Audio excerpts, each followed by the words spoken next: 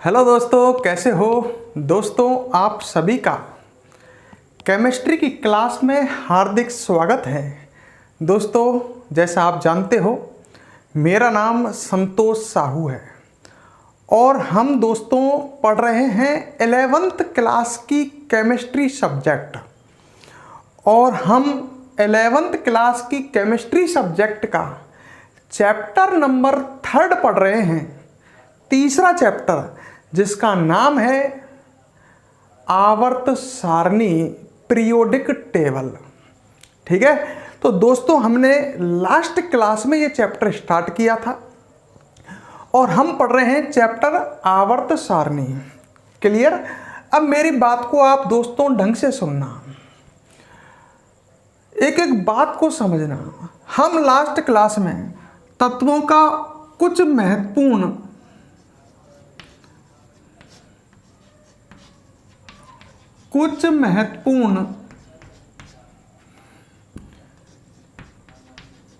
वर्गीकरण पढ़ रहे थे।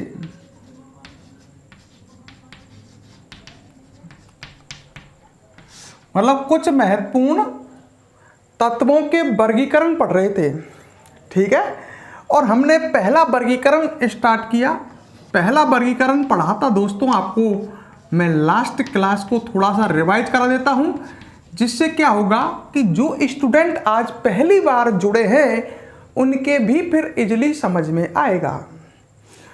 फिर भी आपको बहुत ही बेहतर ढंग से अगर समझना है तो मेरी 11th क्लास की जो पिछली वीडियो है, फर्स्ट वीडियो, उसे एक बार ज़रूर देखें और इस वीडियो से फिर आपको बहुत ही ईजिली समझ में आएगा। हालांकि आज भी समझ में आ जाएगा, ऐसा कुछ कठिन नहीं है। तो तत्वों के वर्गीकरण पढ़ रहे थे। पहला वर्गीकरण पढ़ाया था लेवोसियर का वर्गीकरण।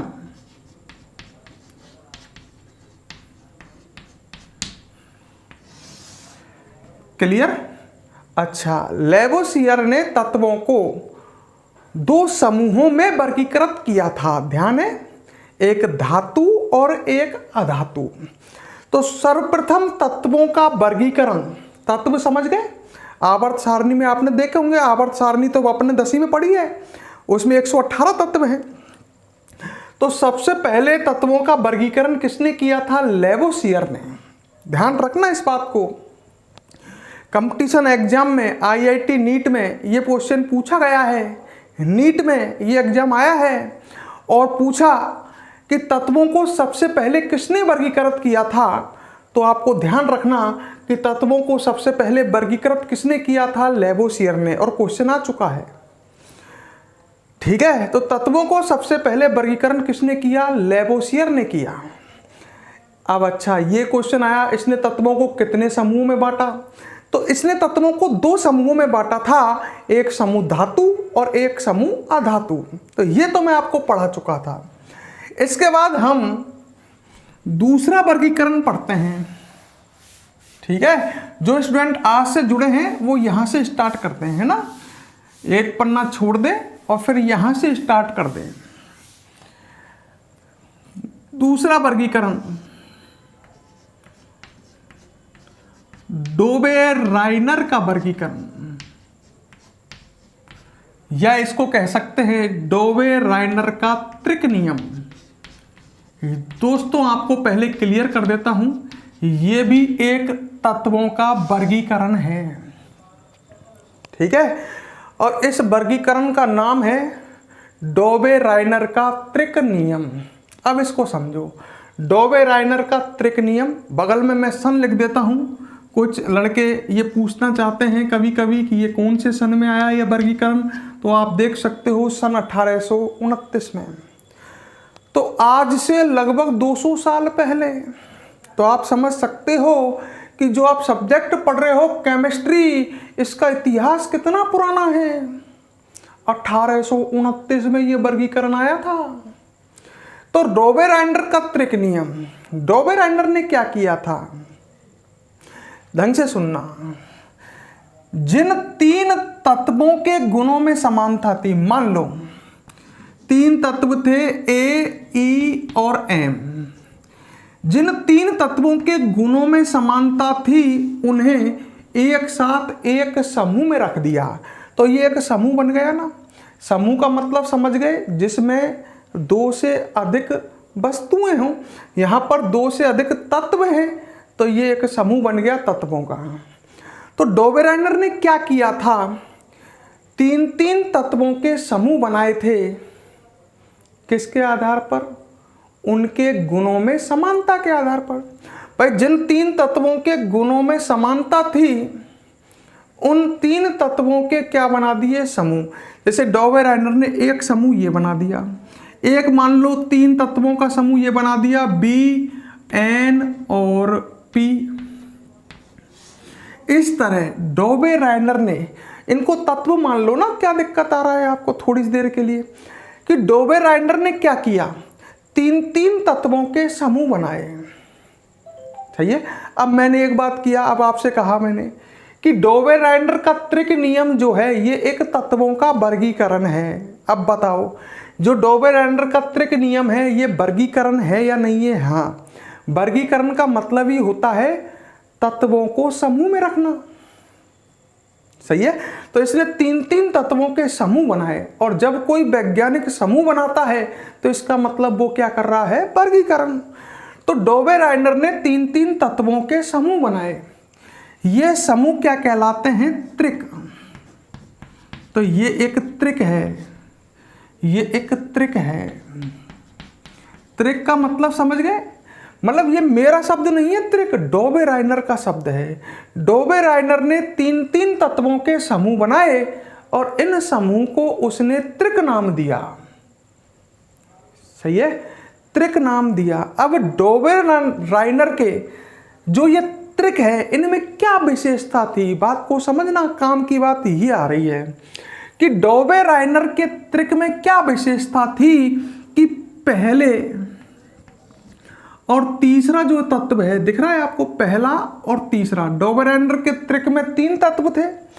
पहले और तीसरे तत्व के परमाणु भार का औसत दूसरे तत्व के परमाणु भार के लगभग बराबर था, लगभग समान था। जैसे मैंने कहूं कि मान लो इसका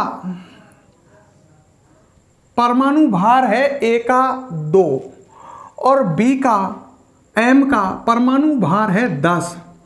तो अब बताओ ई का परमाणु भार कितना आएगा? तो डोबेराइनर के त्रिक में यह विशेषता है, दोबारा सुन लो, कि पहले और तीसरे तत्व के जो परमाणु भार है इनका औसत दूसरे के लगभग बराबर था।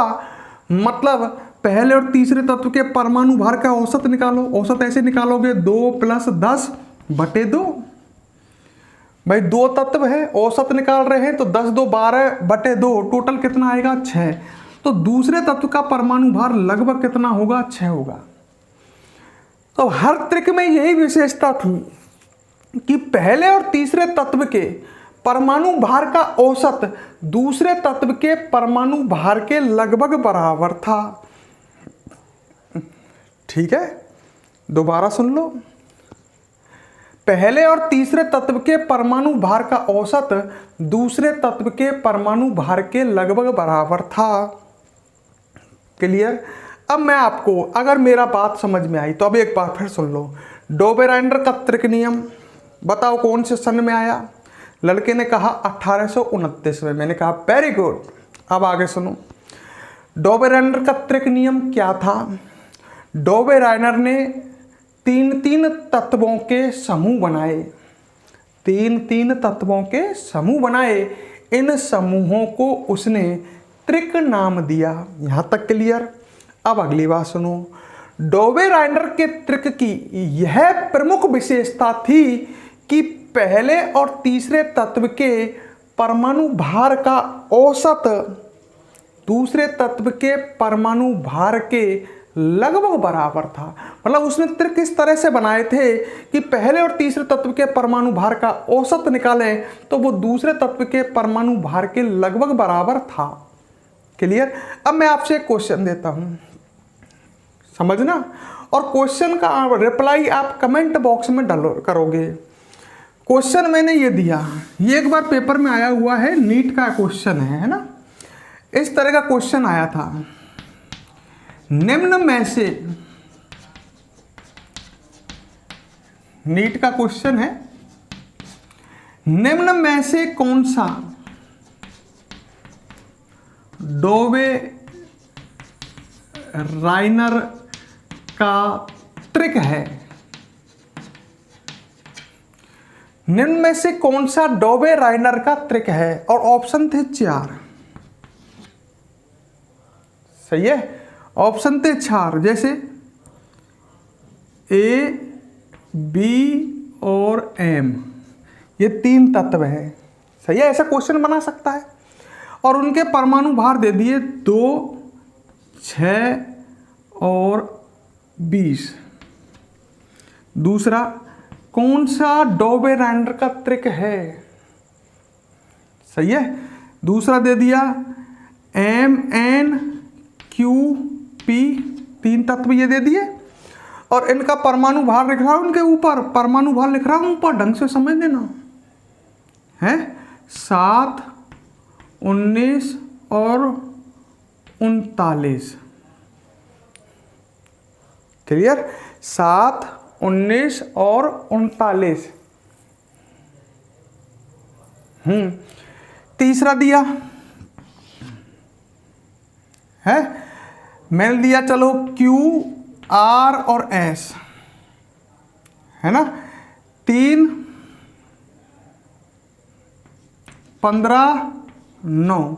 और चौथा दे दिया, कोई भी दे देता हूं, चलो HJL, 3 तत्व हैं और ऊपर परमाणु भार लिख रहा हूं मैं।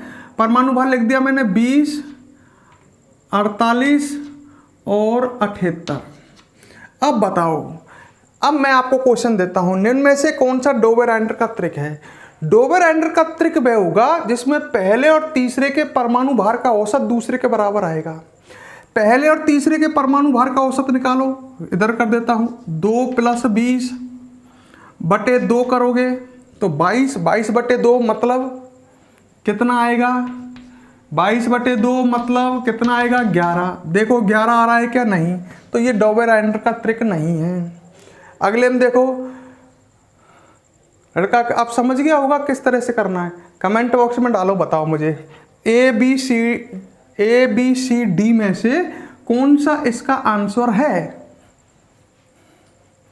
ए बी सी डी में से कौन सा इनका आंसर है?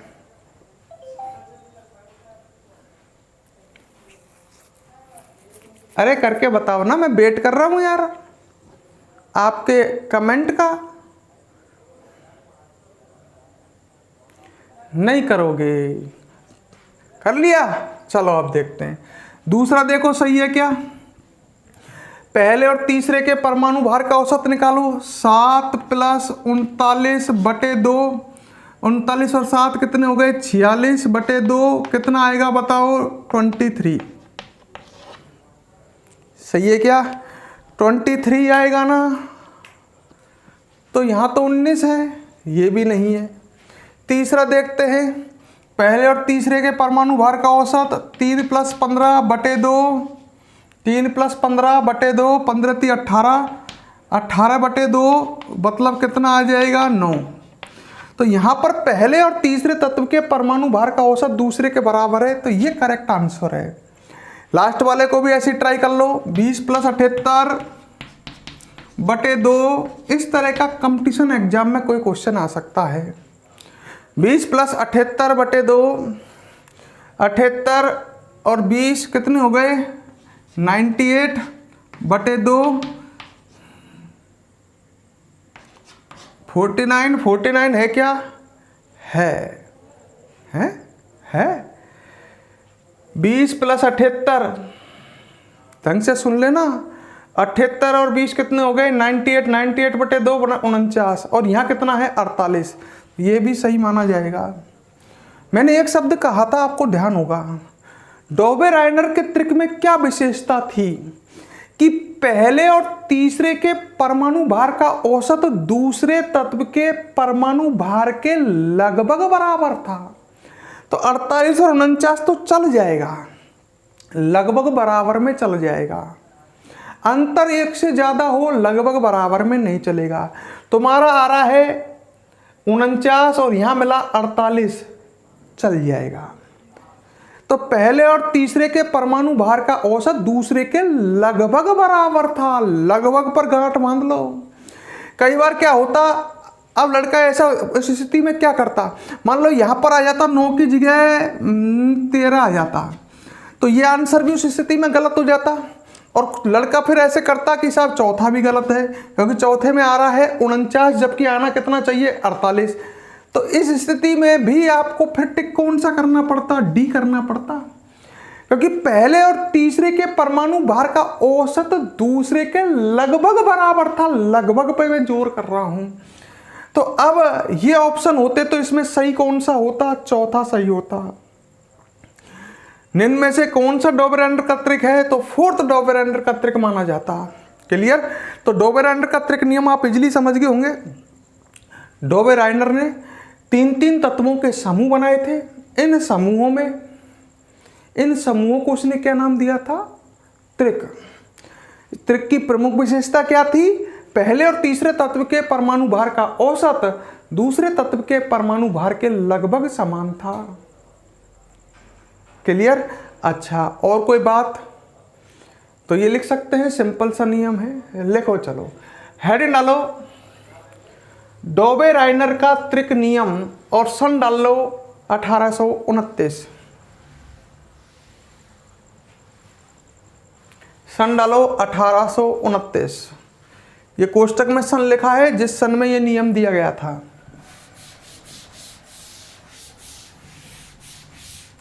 लिखो इसमें,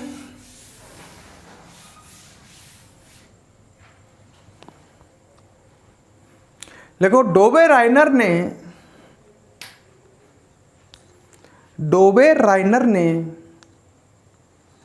3 तत्वों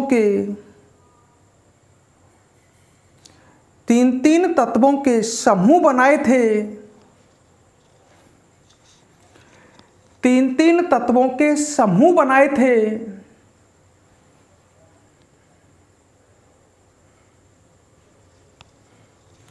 तीन तत्वों के समूह बनाए थे।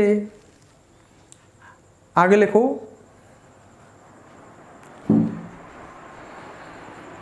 तीन तत्वों के समूह बनाए थे। आगे लिखो, इन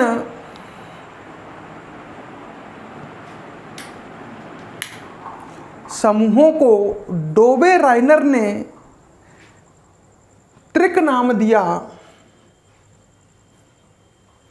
इन समूहों को डॉबरेंडर ने त्रिक नाम दिया।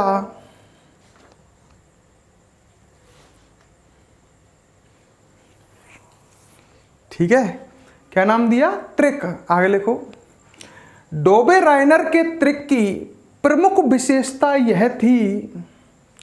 डॉबरेंडर के त्रिक की प्रमुख विशेषता यह थी। डॉबरेंडर के त्रिक की प्रमुख विशेषता यह थी कि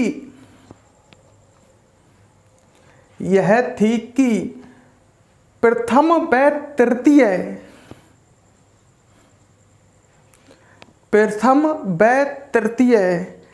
तत्व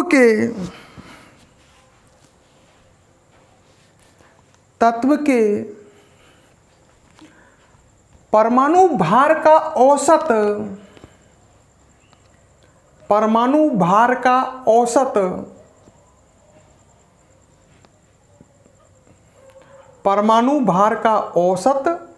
दूसरे तत्व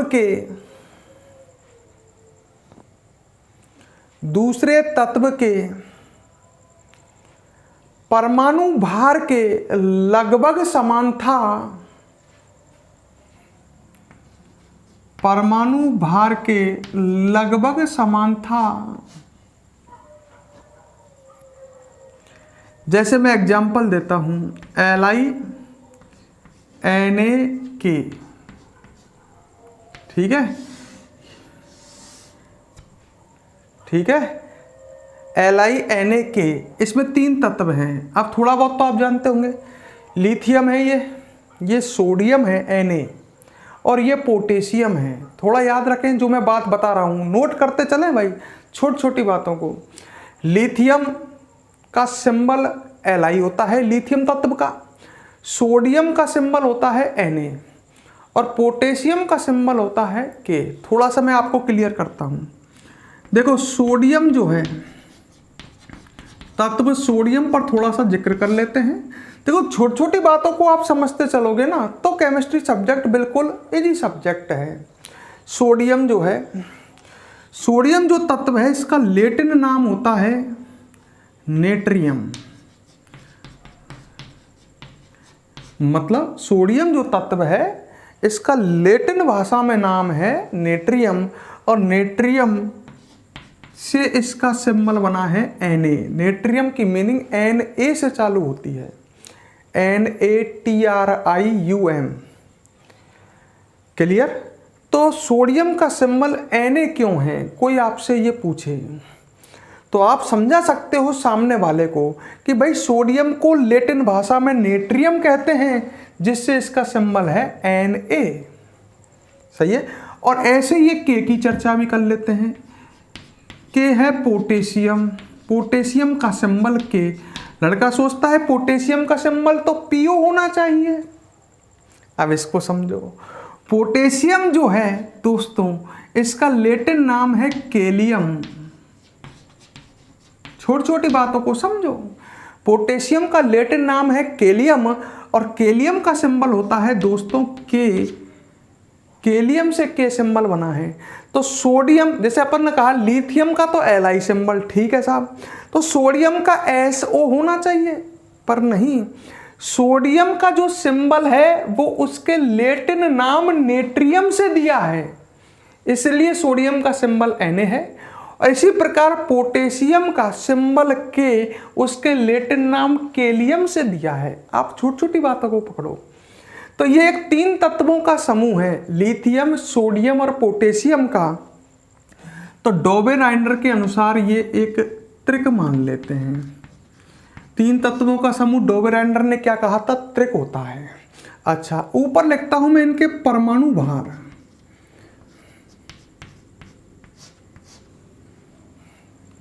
सही है। अब लड़का कहता है साहब परमाणु भार क्या होता है, थोड़ा सा इस पे भी चर्चा जब कर रहे हैं हम हर चीज को समझेंगे कि साहब परमाणु भार क्या होता है। मैंने की तरह बहुत सरल चीज है। परमाणु भार मतलब परमाणु का भार, समझ में नहीं आए। मैंने की देखो, जैसे लिथियम का एक परमाणु ले लिया, परमाणु आप जानते हो ये तो नाभिक हो गया और ये परमाणु में भार कक्षा है। लिथियम की बात कर रहा हूं। मान लो ये कि लिथियम का परमाणु है, ठीक है, किसका परमाणु है, लिथियम का। अच्छा, ये तो नाभिक है और ये इसके चारों ओर क्या है, कक्षा है। आपको पता ही है कक्षाओं में क्या होते हैं, इलेक्ट्रॉन होते हैं। सही है, कक्षाओं में क्या होते हैं, इलेक्ट्रॉन। कोई परमाणु है, ये नाभिक है, नाभिक के बाहर कक्षाएं होती हैं, इतना तो आप जानते हो छोटी क्लास में। कक्षाओं में इलेक्ट्रॉन होते हैं, नाभिक के अंदर होते हैं, आप जानते होंगे नाभिक के अंदर प्रोटॉन और न्यूट्रॉन नामक कण मिलते हैं। प्रोटॉन धनावेशित कण होते हैं, न्यूट्रॉन उदासीन कण होते हैं। तो परमाणु के अंदर 3 चीज होती हैं। नाभिक मतलब केंद्र के अंदर तो होते हैं प्रोटॉन और न्यूट्रॉन, प्रोटॉन धनावेशित, न्यूट्रॉन उदासीन, और बाहर कक्षाओं में इलेक्ट्रॉन मिलते हैं। अगर हम परमाणु में उपस्थित जितने भी प्रोटॉन हैं, जितने भी न्यूट्रॉन हैं और जितने भी इलेक्ट्रॉन हैं, उन सब के वजन को जोड़ दें तो आ जाएगा परमाणु का भार। तो आप समझ गए, परमाणु भार मतलब परमाणु का वजन। परमाणु का वजन मतलब परमाणु में उपस्थित प्रोटॉन, न्यूट्रॉन और इलेक्ट्रॉनों का वजन। इन तीनों के वजन को जोड़ देंगे तो परमाणु का वजन आ जाएगा, क्योंकि परमाणु के अंदर 3 ही चीज है दोस्तों, प्रोटॉन है, 0 से स्टार्ट कर रहे हैं अपन बिल्कुल।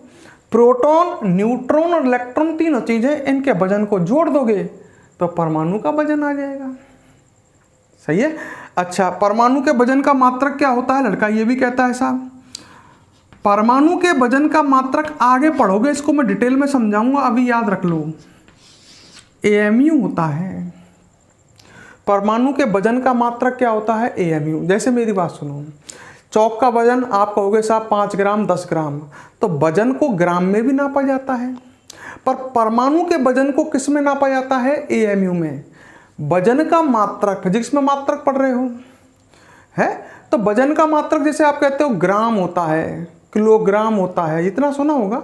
वजन को ग्राम में भी नापते हैं, वजन को किलोग्राम में भी नापते हैं, वजन को टन में भी नापते हैं, वजन को क्विंटल में भी नापते हैं। नापते कि नहीं नापते? ऐसे ही वजन को किस में भी नापते हैं? एएमयू में भी नापते हैं। पर यह एएमयू केवल किसके लिए प्रयुक्त होता है? परमाणु भार को दर्शाने के लिए। तो परमाणु के भार का मात्रक है एएमयू, मतलब एएमयू भी वजन को मापने की इकाई है। जैसे वजन को ग्राम में नापते हैं, किलोग्राम में नापते हैं, ऐसे वजन को किस में भी नाप सकते हैं? एएमयू में। तो परमाणु भार को एएमयू में मापा जाता है। अब लिथियम का परमाणु भार होता है 7। मेरी बातों को आप सुनते चलना, नहीं कंफ्यूजन हो जाएगी। इसका होता है 23 और इसका होता है 39। ऐसे आप पढ़ते हो। अब पीछे मात्रक लगा दो तो एएमयू। लिथियम का परमाणु भार 7 एएमयू, इसका 23 एएमयू और इसका 39 एएमयू। समझ गए मेरी बात को? अब मेरी बात बताओ, तो ये डोबेरेंडर का ट्रिक है या नहीं है? अब ये बताओ। मैंने आपसे वही क्वेश्चन दोबारा पूछा। हाँ साहब, ये डोबेरेंडर का ट्रिक है। ट्रिक मतलब समझ गए? पहले और तीसरे तत्व के परमाणु भार का औसत निकालो, सही आता है या नहीं। निकालते हैं, निकालता हूं मैं, नीचे है ना 7 + 39/2 करता हूं। पहले और तीसरे तत्व के परमाणु भार का औसत निकाल रहा हूं, तो 39 + 7 कितना आएगा? 46/2 बराबर 23 आएगा। 23 आ गया। अब 23 आ गया मतलब सोडियम का परमाणु भार आ गया, और सोडियम का परमाणु भार आ गया मतलब ये एक ट्रिक है। क्लियर? तो ये ट्रिक है भाई, आप समझ गए? क्योंकि इसमें पहले और तीसरे तत्व के परमाणु भार का औसत दूसरे परमाणु के भार के, दूसरे तत्व के परमाणु भार के लगभग बराबर है। लगभग क्या, पूरी तरह से बराबर है। तो ये एक डोबेरेंडर का ट्रिक है। एग्जाम्पल या जैसे डाल करके इस पूरे को ऐसे की ऐसे ही बना लो अपनी कॉपी में, जिससे आपके समझ आ जाए।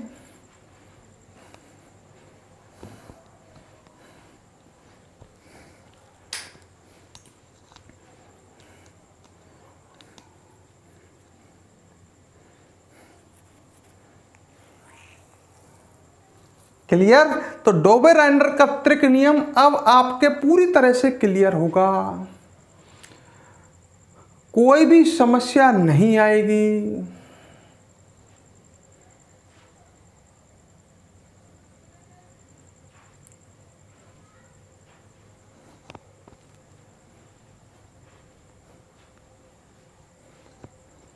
ठीक है, चलो भाई अब आगे बढ़ जाए।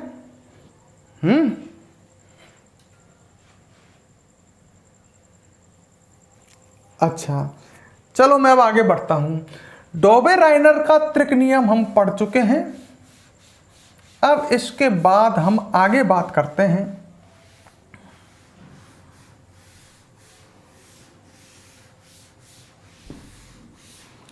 चलो मैं आपको एक राज की बात और बता देता हूं। मन में इच्छा है, बताऊं? सही है, चलो देखो इधर। मन में इच्छा है कि पेपर में ऐसे क्वेश्चन आया, बड़े ध्यान से सुनना भाई, ठीक है? अरे ठीक है, क्वेश्चन हिलेगा नहीं, आईआईटी का क्वेश्चन। अब सुनना, निम्न में से कौन सा डोबेरेंडर का त्रिक है?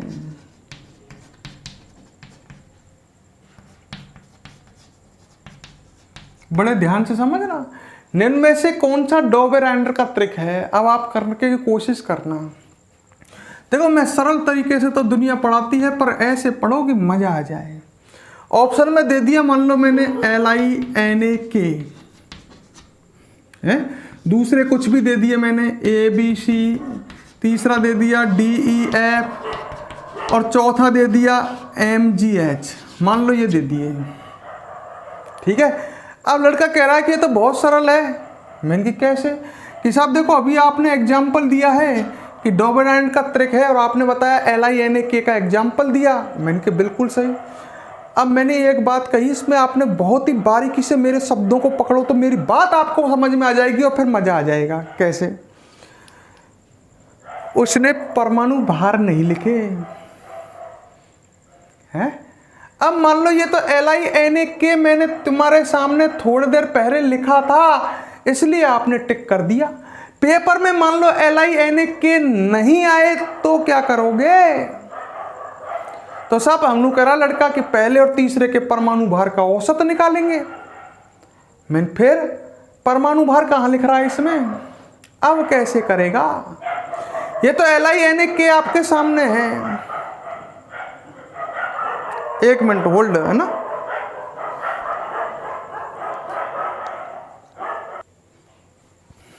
हाँ भाई,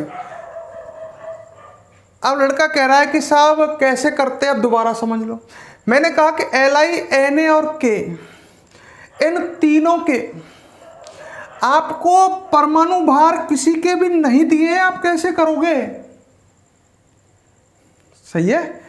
लड़का कहता है साहब बात तो सही है कि आपने कहा कि पहले और तीसरे के परमाणु भार का औसत दूसरे के बराबर होना चाहिए। मैंने सही है। तो साहब हमको परमाणु भार याद करने होंगे क्या? ये तो LINAK है, मान लो इसकी जगह कुछ और लिख रहा होता, कार्बन, ऑक्सीजन और फ्लोरीन, ये लिख रहे होते। सोच लो, अब आपको इसको कर सकते थे क्या बिना इनके परमाणु भार के याद करे? भाई उसमें ऑप्शन में कोई जरूरी थोड़ी है आपको परमाणु भार दे, इनके ऊपर परमाणु भार दे देगा तो क्वेश्चन लल्लू है बिल्कुल। परमाणु भार दे देगा तो बहुत इजीली पहले और तीसरे के परमाणु भार का औसत निकाल लोगे, और जिसमें पहले और तीसरे के परमाणु भार का औसत दूसरे के लगभग बराबर आ जाए वो उसे टिक कर दोगे कि वो डोबेरांड का ट्रिक है। पर उसने ऐसा क्वेश्चन जब पेपर में आया था IIT में तो उसने परमाणु भार नहीं दिए थे। फिर क्या साहब हम कैसे करें? आपको इसका मतलब लड़के के दिमाग में एक बात आ रही है जो तुम्हारे आ रही है सबके, क्या कि आवर्त सारणी में साहब 118 तत्व हैं, सबके परमाणु भार याद करेंगे हम। मैंने फिर तो जब सबके परमाणु भार हमें याद होंगे तो हमें फिर परमाणु भार वो भले ही ऑप्शन में ना दे तो हम पहले और तीसरे तत्व के इन सभी तत्वों के परमाणु भार लिख करके इनके ऊपर सॉल्व करेंगे, जिसमें पहले और तीसरे तत्व के परमाणु भार का औसत दूसरे के बराबर आ गया उसको टिक करेंगे। मैंने कहा मतलब एक इस छोटे से क्वेश्चन के लिए तुम क्या पूरे 118 तत्वों के परमाणु भार याद करोगे? लड़के ने कहा साहब बिना परमाणु भार याद करे तो ये सही नहीं होगा। मैंने कहा एक दूसरी ट्रिक समझना, अब ढंग से सुनना, मैं इसको बिना परमाणु भार के सॉल्व कर दूंगा। देखो मैं एग्जाम्पल LINAK का ही देता हूं वापस, है ना। देखो लिथियम का परमाणु क्रमांक, दोनों बातों को ढंग से सुनना, मैं बोल रहा हूं परमाणु क्रमांक। अब ये क्या होता है साहब, जैसे ये है परमाणु का नाभिक और ये कक्षा है। नाभिक में आपको पता ही है प्रोटॉन होते हैं और न्यूट्रॉन होते हैं, और बाहर कक्षाओं में इलेक्ट्रॉन होते हैं। क्लियर? तो प्रोटॉनों की संख्या जो होती है नाभिक में वो कहलाती है परमाणु क्रमांक। क्या कहलाती है? परमाणु क्रमांक। सही है। और परमाणु का वजन परमाणु भार। परमाणु क्रमांक क्या है? प्रोटॉनों की संख्या है। सही है। किसी परमाणु के नाभिक में उपस्थित प्रोटॉनों की संख्या, हर चीज को दिमाग में बैठाते चलो। किसी परमाणु के नाभिक में जो प्रोटॉनों की संख्या है वो परमाणु क्रमांक कहलाती है। अब देखो तुमने आवर्त सारणी में थोड़ा बहुत याद होगा, हाइड्रोजन, हीलियम, लिथियम। तो मैं एक बात कह देता हूं, हाइड्रोजन का परमाणु क्रमांक 1, हीलियम का परमाणु क्रमांक 2, लिथियम का 3, बेरिलियम का 4, बोरोन का 5, कार्बन का 6। इसका मतलब समझ गए। परमाणु क्रमांक लिखे। हाइड्रोजन में प्रोटॉन होता है, हाइड्रोजन के परमाणु में 1, हीलियम के परमाणु में 2, लिथियम के परमाणु में प्रोटॉन होते हैं 3। परमाणु क्रमांक हैं ये। आप परमाणु भार याद नहीं कर सकते, पर जिस दिन आपको जो वर्तमान में आवर्त सारणी चल रही है वो आपको याद हो जाएगी, 100% होगी। परमाणु क्रमांक सबके याद हो जाएंगे। कई लड़कों को तब भी याद है 20-25 तक। Hydrogen, helium, lithium, beryllium, boron, carbon, nitrogen, oxygen, fluorine. 1 2 3 4 5 6 7 8 9 sequence से याद हो जाते हैं। अब मेरी बात सुनो, एक बात बताओ, लिथियम का परमाणु क्रमांक 30 होता है, Na का होता है 11, इतना तो जानते होंगे। और इसका परमाणु क्रमांक होता है पोटेशियम का, बताओ कितना होता है? 19। अब एक बात बताओ, मैंने परमाणु भार नहीं लिखे हैं, मैं फिर कह रहा हूं परमाणु क्रमांक लिखे हैं। और पहले और तीसरे तत्व के परमाणु क्रमांक का औसत निकालो, बताओ क्या आ रहा है? 19 + 3 = 2 मतलब 11 आ रहा है। तो एक चीज देखी, परमाणु भार का औसत निकालें। लिथियम का परमाणु भार कितना लिखा था मैंने, आपको ध्यान करो, 7। इसका परमाणु भार 23। इसका परमाणु भार पोटेशियम का कितना लिखा था? 39। तो परमाणु भार का औसत निकाला तो 23 आया। और परमाणु क्रमांक का औसत निकालूं इनका, लिथियम और पोटेशियम के परमाणु क्रमांक का औसत निकालूं तो वो 11 आ रहा है। मेरी बात को समझ जाओ। हाँ भाई, तो पहले और तीसरे के परमाणु क्रमांक का औसत भी दूसरे के बराबर है। तो एक बात मैं बताऊं तुम्हें इस राज की, परमाणु क्रमांक आपको याद हो जाते हैं, हो जाएंगे जब आवर्त सारणी याद करोगे तो परमाणु क्रमांक मैं गारंटी लेता हूं एक एक के याद हो जाएंगे। ठीक है, तो आप ढंग से देखो कि इनमें डोबेरेनर के त्रिक में क्या खासियत है। पहले और तीसरे के परमाणु भार का औसत दूसरे के बराबर है, साथ में पहले और तीसरे के परमाणु क्रमांक का औसत दूसरे के बराबर है। तो अब एक बात सोचो ना, परमाणु भार क्यों याद करें साहब, परमाणु क्रमांक याद कर लेंगे, वो इजीली याद हो जाते हैं। और परमाणु क्रमांक याद होने के बाद आप इनके ऊपर परमाणु क्रमांक लिख करके पहले और तीसरे के परमाणु क्रमांक का औसत निकालो, वो दूसरे के बराबर आएगा। तो हम एक बात और कह सकते हैं कि डोबेरेनर के त्रिक में पहले और तीसरे तत्व के परमाणु क्रमांक का औसत दूसरे तत्व के परमाणु क्रमांक के लगभग बराबर भी था। पहले और तीसरे तत्व के परमाणु भार का औसत दूसरे के बराबर था, पर पहले और तीसरे तत्व के परमाणु क्रमांक का औसत भी दूसरे के बराबर था। यह बड़ी राज की बात है। क्लियर?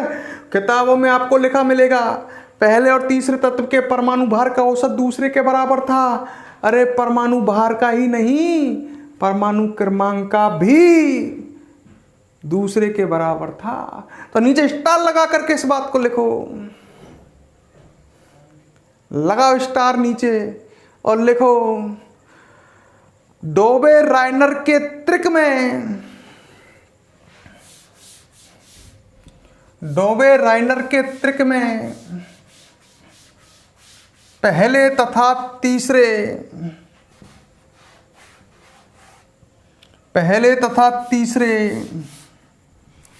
तत्व के परमाणु क्रमांक का औसत भी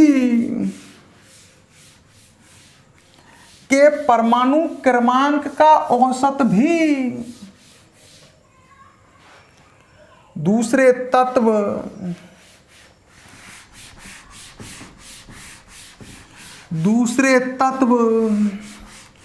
के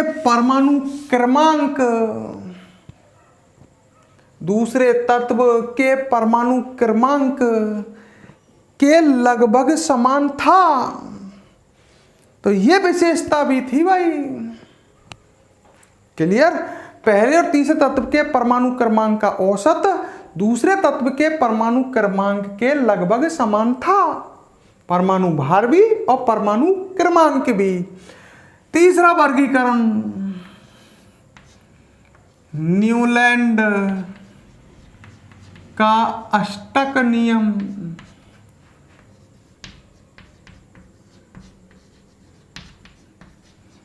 तीसरा वर्गीकरण न्यूलैंड का अष्टक नियम। पहला डोबेराइनर का वर्गीकरण, दूसरा पहला लेवोसियर का वर्गीकरण, दूसरा डोबेराइनर का त्रिक नियम और तीसरा पढ़ रहे हो न्यूलैंड का अष्टक नियम। ये आया था 1865 में। ठीक है, वैसे सन कोई काम नहीं आते, बेफालतू में याद करते हो। सन की महत्वता नहीं है। कभी किसी एग्जाम में कोई भी सन नहीं पूछा जाएगा। कभी क्वेश्चन ऐसा नहीं आएगा कि न्यूलैंड का अष्टक नियम कौन से सन में आया, गलत बात, ऐसा क्वेश्चन नहीं आएगा। अब अष्टक नियम को समझो भाई। देखो न्यूलैंड ने क्या किया, तत्वों को उनके परमाणु भार के बढ़ते हुए क्रम में व्यवस्थित किया था। ठीक है, लिथियम, फिर बेरिलियम, फिर बोरॉन, फिर कार्बन, फिर नाइट्रोजन, फिर ऑक्सीजन, फिर फ्लोरीन। फिर लड़का कहता है नियोन। फ्लोरीन के बाद लड़का कहता है नियोन। फिर मैंने कहा नियोन के बाद लड़का ने कुछ को याद होता है सोडियम, फिर मैग्नीशियम, फिर एल्यूमिनियम, फिर सिलिकॉन, फिर फास्फोरस, फिर सल्फर, फिर क्लोरीन और फिर ऑर्गन। लड़का कह रहा है तत्वों को परमाणु भार के बढ़ते क्रम में लिख रहे हैं। मैंने बिल्कुल सही। देखो लिथियम से जब आप इधर जाओगे तो परमाणु क्रमांक बढ़ेगा। परमाणु क्रमांक मतलब क्या बढ़ोगी, प्रोटॉनों की संख्या। परमाणु क्रमांक मतलब प्रोटॉनों की संख्या। और परमाणु क्रमांक बढ़ेगा तो सिंपल सी बात है, जब प्रोटॉनों की संख्या बढ़ेगी तो परमाणु भार भी तो बढ़ेगा। तो ये परमाणु क्रमांक का बढ़ता क्रम है। मतलब लिथियम से नियोन तक, फिर नियोन से आगे बढ़ते चले जाओ, परमाणु क्रमांक भी बढ़ रहा है और परमाणु भार भी बढ़ रहा है। अच्छा, अब मेरी बात सुनो, मैं यहाँ दो तत्वों को मिटाने जा रहा हूँ। लड़का कहता है मत मिटाओ। मैं मिटाएंगे। मैं क्यों?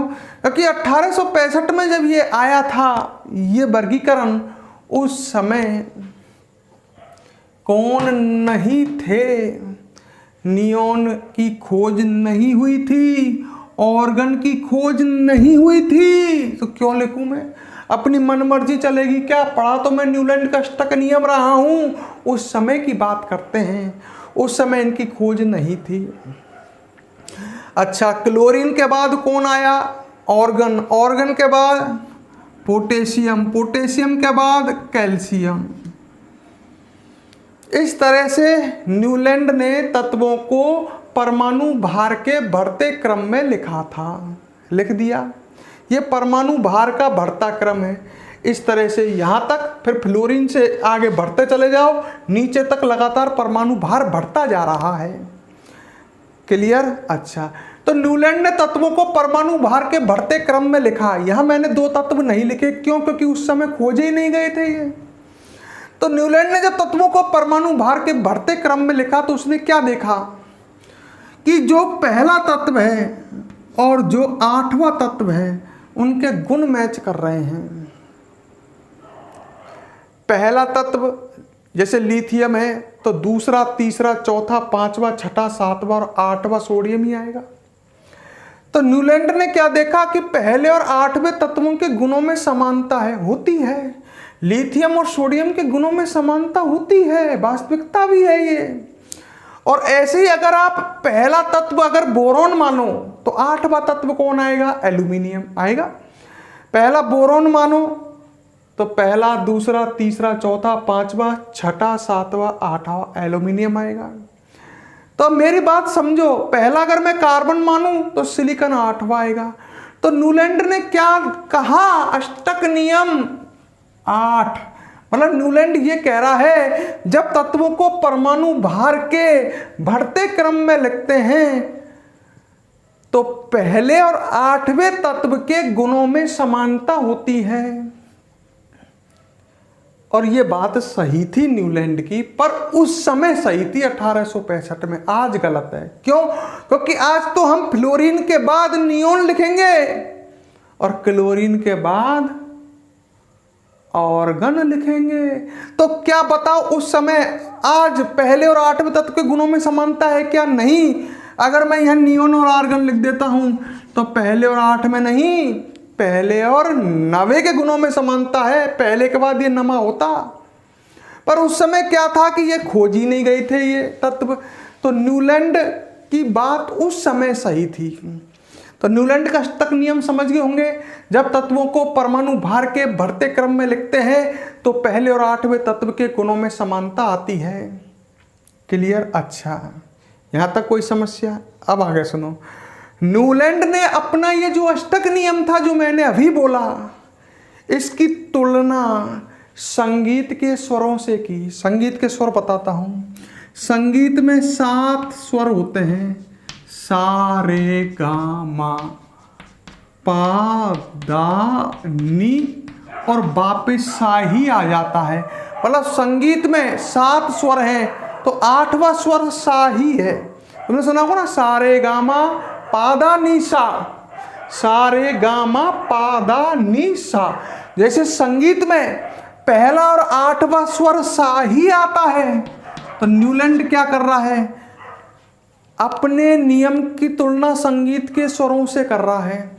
न्यूलैंड कह रहा है जैसे संगीत में पहले और 8वें स्वर में समानता होती है, उसी तरह जब तत्वों को परमाणु भार के बढ़ते क्रम में लिखते हैं तो पहले और 8वें तत्व के गुणों में क्या आती है, समानता। समझ गए? तो न्यूलैंड ने अपने नियम की तुलना किससे की, कोई पूछे तो संगीत के स्वरों से।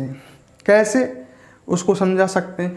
जैसे संगीत में पहला और 8वां स्वर समान होता है, साई होते हैं, उसी तरह जब तत्वों को परमाणु भार के बढ़ते क्रम में लिखते हैं तो न्यूलैंड के अनुसार पहले और 8वें तत्व के गुणों में क्या होती है, समानता होती है।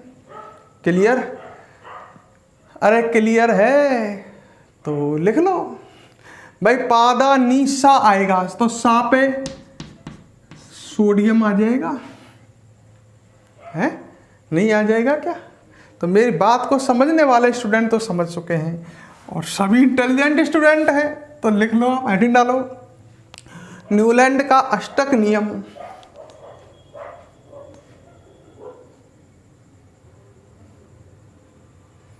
न्यूलैंड का अष्टक नियम, और लिखो इसमें न्यूलैंड ने तत्वों को, न्यूलैंड ने तत्वों को परमाणु भार के बढ़ते हुए क्रम में व्यवस्थित किया। न्यूलैंड ने तत्वों को परमाणु भार के बढ़ते हुए क्रम में व्यवस्थित किया। परमाणु भार के बढ़ते क्रम में व्यवस्थित किया। तो न्यूलैंड ने पाया कि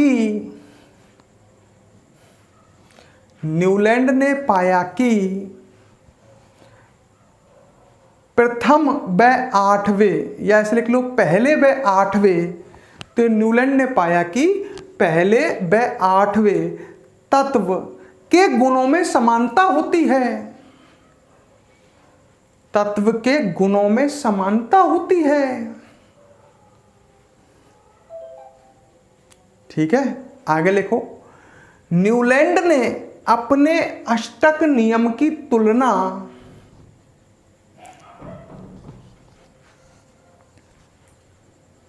अपने अष्टक नियम की तुलना संगीत से की। संगीत के स्वरों से की, ऐसे लिखो। अष्टक नियम की तुलना संगीत के स्वरों से की। कैसे की? संगीत के स्वरों से। आगे लिखो, न्यूलैंड के अनुसार जिस प्रकार संगीत में, न्यूलैंड के अनुसार जिस प्रकार संगीत में पहला व आठवां स्वर समान होता है, पहला व आठवां स्वर समान होता है,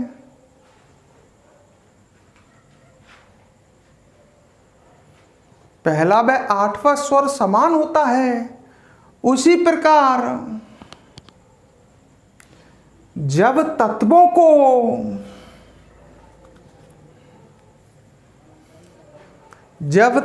को परमाणु भार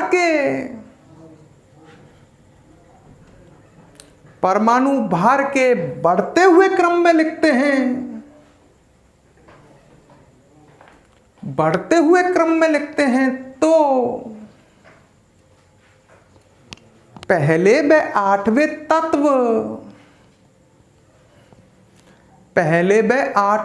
तत्व के गुणों में समानता होती है, के गुणों में समानता होती है। क्लियर? तो अब इसमें कोई समस्या हो तो आप मुझसे कमेंट बॉक्स में डाल दो, ठीक है ना? और नहीं, अब इसको आप नोट कर लो ऐसे कि ऐसे, जैसे मैंने लिखे हैं ना, ये परमाणु भार के बढ़ते हुए क्रम में लिखे हैं, और ये संगीत के 7 स्वर लिखे हैं। 8वां स्वर फिर वापस सा आ जाएगा। तो संगीत में जैसे सा के बाद 8वां स्वर सा ही आता है, वैसे ही पहले और 8वें तत्व के गुणों में समानता होती है। इसे नोट कर लो एज टू एज फटाफट।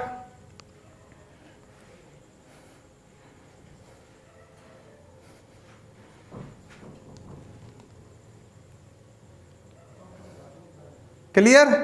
अब एक काम करते हैं, फटाफट लिखो पहले इसे।